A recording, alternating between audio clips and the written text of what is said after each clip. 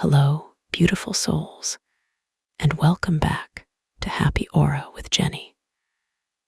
I am so incredibly grateful that you have decided to pause your busy day and spend this time with me.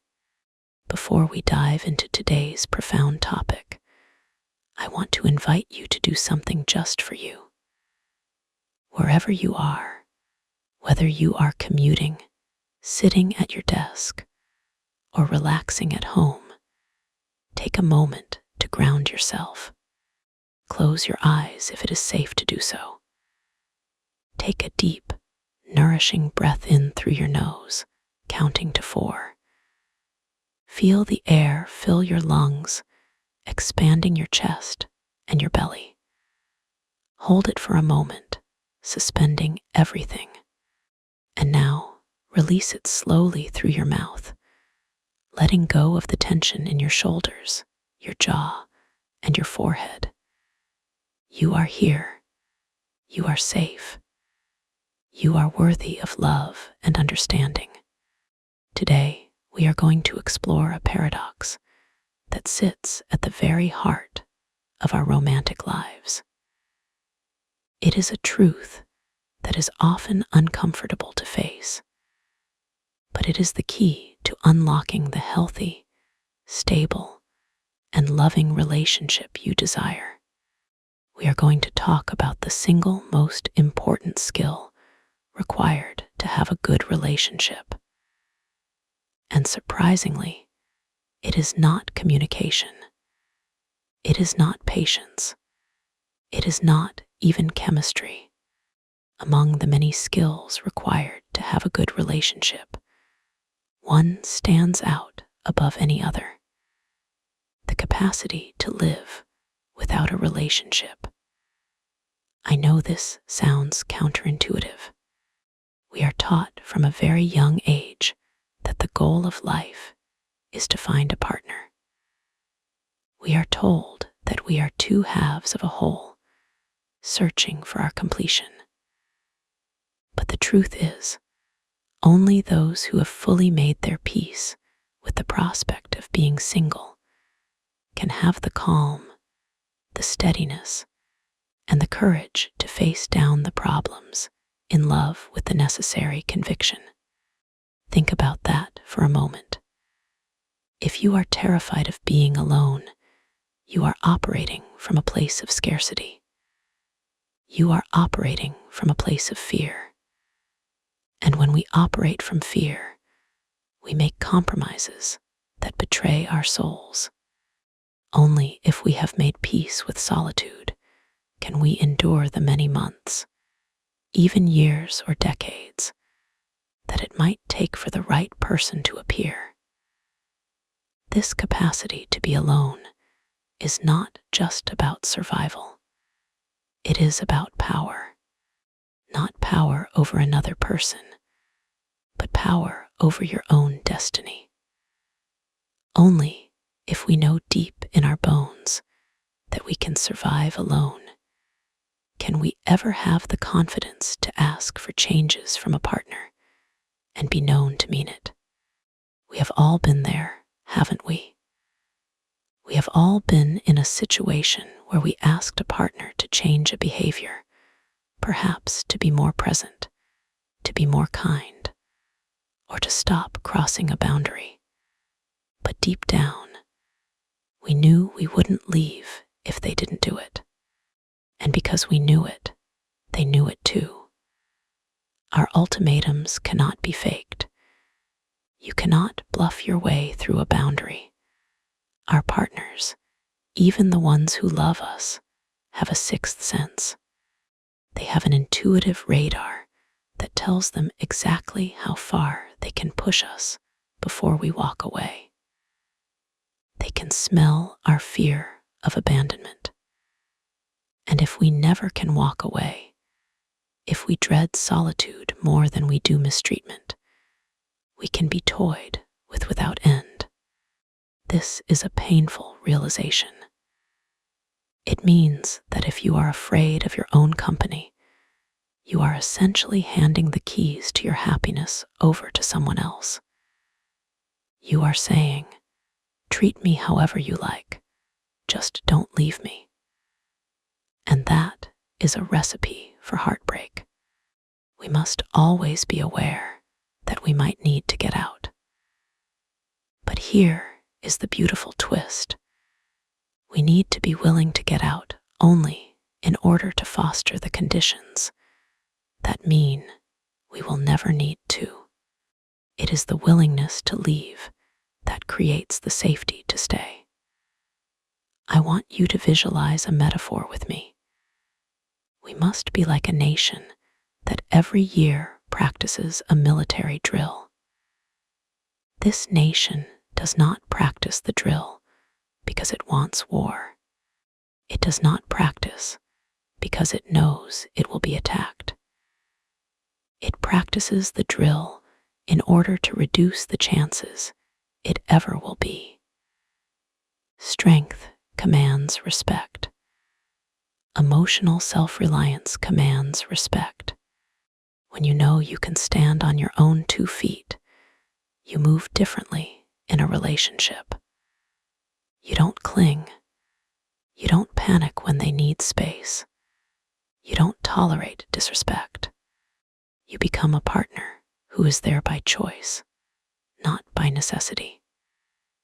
Even in the midst of the greatest coziness, even when things are going wonderful, and you are snuggled up on the couch watching movies, wise lovers know that they might yet need to make use of a metaphoric getaway bag they keep under the bed.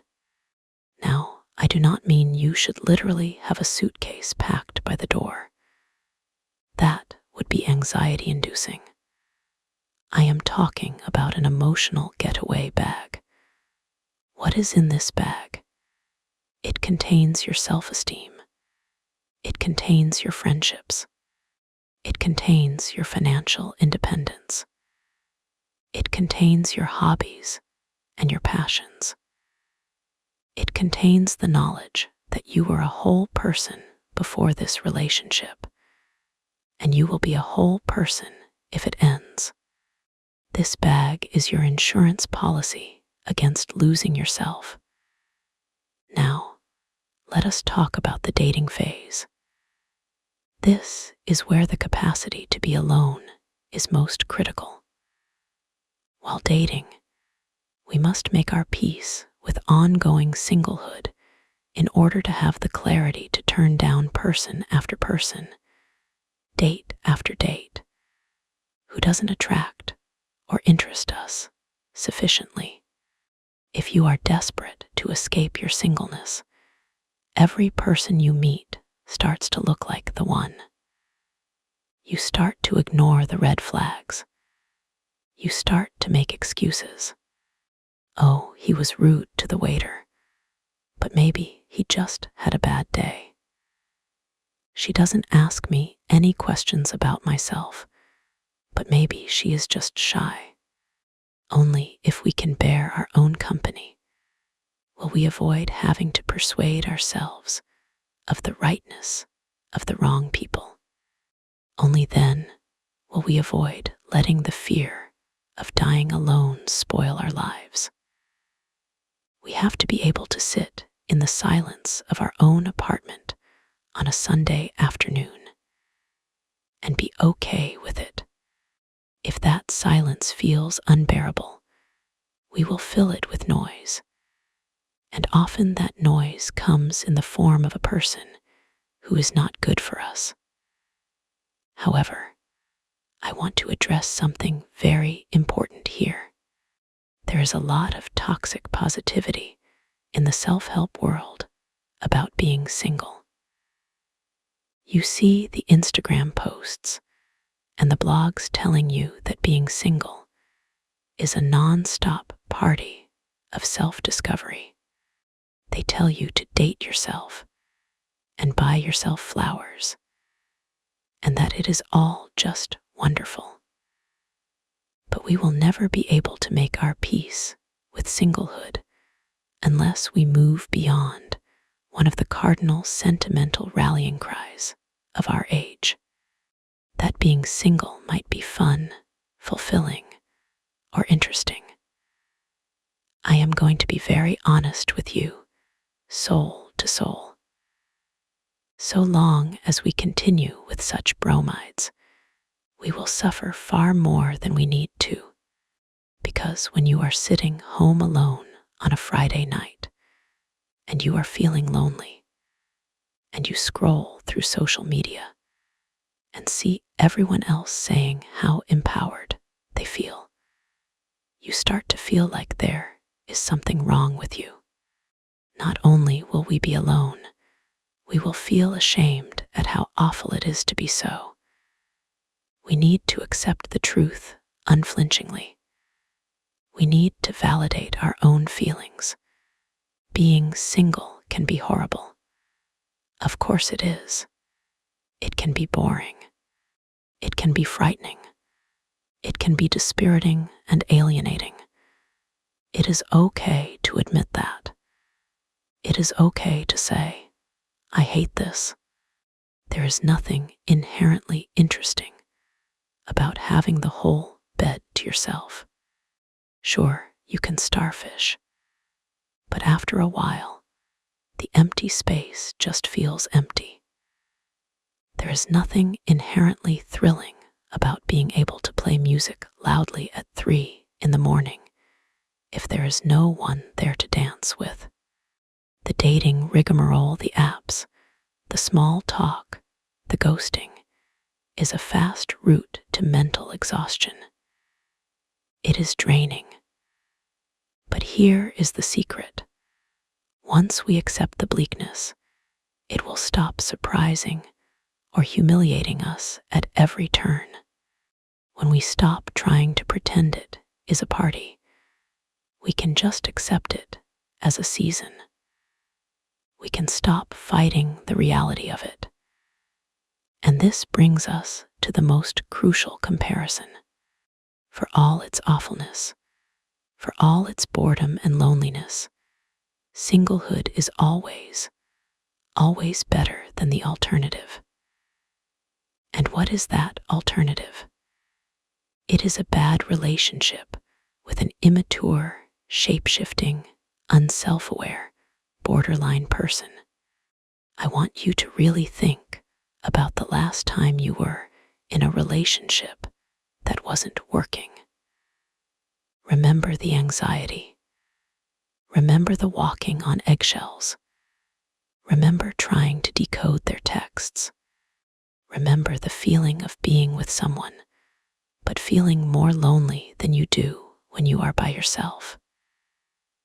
It is better to be crying, yet again, on the living room floor, bemoaning our fate as a single person, than to be crying on that same floor because you are trying to get a recalcitrant, cheating, vain partner to come on board and love you properly. There is a distinct difference between the two types of pain. The pain of being single is a clean pain. It is the pain of absence. But the pain of a toxic relationship is a dirty pain. It is the pain of rejection, of betrayal, of confusion. At least solitude doesn't rob us of a future. When you are single, the door is open. Anything could happen. You could meet the love of your life tomorrow at the grocery store. At least at all moments, solitude contains the possibility of something better. But a bad relationship robs you of that possibility. It occupies the space where the right person should be. It drains your energy, so you wouldn't even notice the right person if they walked past you. It convinces you that you are unlovable, which makes it harder to find love later. We should hate being single very much. That is a normal human reaction to the desire for connection. We are wired for connection. But we should also know the extent to which enduring it soberly, and steadily is the ultimate guarantor of the future we deserve. Enduring it soberly means facing it without numbing ourselves. It means feeling the loneliness without texting an ex. It means feeling the boredom without downloading a dating app just for a dopamine hit. It means sitting with yourself, holding your own hand, and saying, I am here with you, and we are going to get through this. This period of waiting is not wasted time. It is a time of preparation. It is a time where you are building the capacity to be a partner who can stand on their own. You are building the getaway bag of self-worth. I want you to imagine yourself as a lighthouse. A lighthouse stands alone on the rocks. It endures the storms. It endures the crashing waves. It endures the dark nights. It does not run around the ocean looking for ships. It just stands there, shining its light. If you cannot stand alone like the lighthouse, you will chase every ship that passes, even the pirate ships, even the sinking ships. But if you can learn to stand tall in your solitude, if you can learn to keep your light shining, even when the ocean is empty, eventually, the right ship will see you, and they will come to you not because you chased them, but because your light guided them home. So, my dear friends, if you are single right now and struggling, I want you to know that I see you. I honor your pain. I am not going to tell you to just have fun. I am going to tell you to be brave. I am going to tell you to hold your ground. Do not lower your standards just to ease the loneliness. Do not let the fear of silence drive you into the arms of noise. Keep practicing your military drill. Keep packing your emotional getaway bag. Not because you want to be alone forever, but because you value yourself too much to be with anyone who doesn't treat you like the treasure you are. You are building a foundation of steel.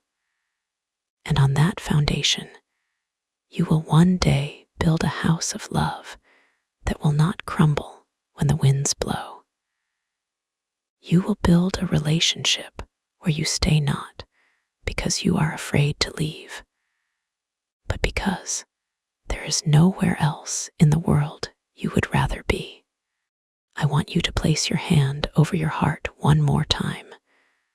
Feel that steady beat. That is the rhythm of your life. It belongs to you. No one else. Cherish it, protect it, and know that you are never truly alone because you have yourself. Thank you so much for exploring this deep and challenging truth with me today. It takes courage to look at these things, and you have that courage in spades. Keep your aura bright, keep your boundaries strong, and be incredibly kind to yourself today. I am sending you so much love and light. Until next time, take care of you. Goodbye for now. Let us consider the practical application of this for the week ahead. I want to give you a small challenge. It is a challenge of endurance and self-love. If you find yourself feeling that panic of loneliness, that urge to reach out to someone who you know is not good for you, I want you to pause. Set a timer for 10 minutes, just 10 minutes, and sit with the feeling. Don't judge it. Don't try to fix it. Just say, I am feeling lonely right now, and that is okay. Usually, the wave of panic will pass, and in that passing, you build a little bit more muscle. You prove to yourself, I survived. And then do it again the next time. And the next. Slowly, you are reclaiming your sovereignty. You are teaching your nervous system that you are safe with yourself. Also, look at your getaway bag. What is missing? Do you need to strengthen a friendship? Call a friend this week and make plans.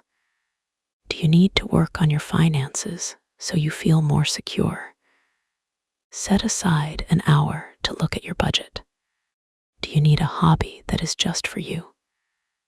Sign up for that pottery class or buy those running shoes.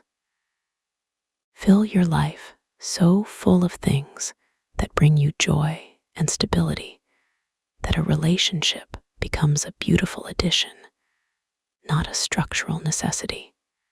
Remember, the goal is not to be independent to the point of isolation.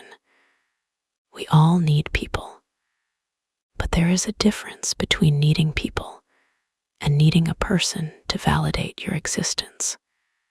You exist. You matter. You are whole. When you go out on dates, listen to your gut. That sixth sense isn't just for your partners, it is for you too. If something feels off, it is off. If you feel bored, that is valid. If you feel anxious, pay attention. You don't have to convince yourself to like someone. You are allowed to say no. Saying no to the wrong person is saying yes to your future self. It is an act of love. You are doing the hard work of breaking patterns. Maybe your parents couldn't be alone. Maybe your friends can't be alone, but you can. You are the cycle breaker. You are the one who changes the narrative. Be proud of that. Be proud of the nights you spend alone, even when they are hard. You are paying the price for a better future. You are investing in a love that is real. I believe in you. I believe in your capacity to endure. And I believe that on the other side of this solitude, there is a love that will match the greatness of your own spirit. Thank you again for being here. You are a beautiful community, and I am so honored to be your guide. Have a wonderful, strong, and peaceful week. You've got this.